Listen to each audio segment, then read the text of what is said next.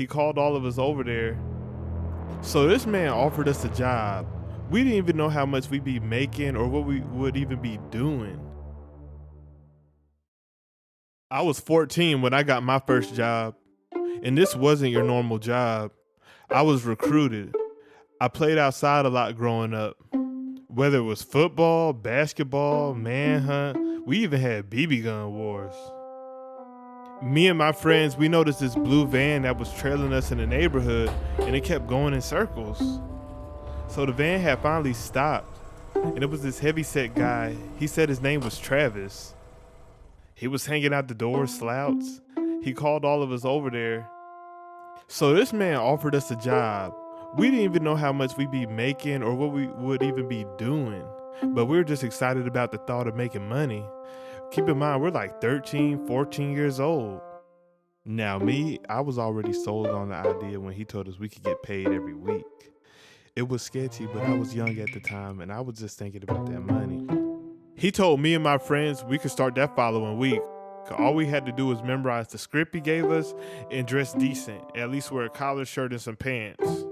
Before driving off, he told us he'd pick us up Friday afternoon. I went home, I stood in the mirror, and I practiced script for the rest of that week.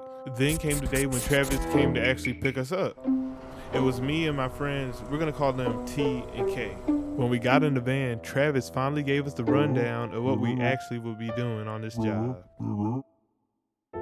So we were just going into these bougie, upscale neighborhoods to sell newspaper subscriptions on an iPad in order to receive a scholarship for college. This was a part of our pitch and to convince people into buying it since we were so young. But I see now it was just a selling point. And after graduating college, I realized $1,000 is nowhere near enough for a scholarship. Before we actually started selling, we had to stop in a few other neighborhoods to pick up other kids who were also selling subscriptions. Once we picked them up, Travis had his daughter show us how to sign people up on the iPads. We were finally off to the first neighborhood. This neighborhood was mostly big houses, and you already know, everybody was white. Travis paired us with another kid who was more experienced. That way we could learn the ropes and effectively sell.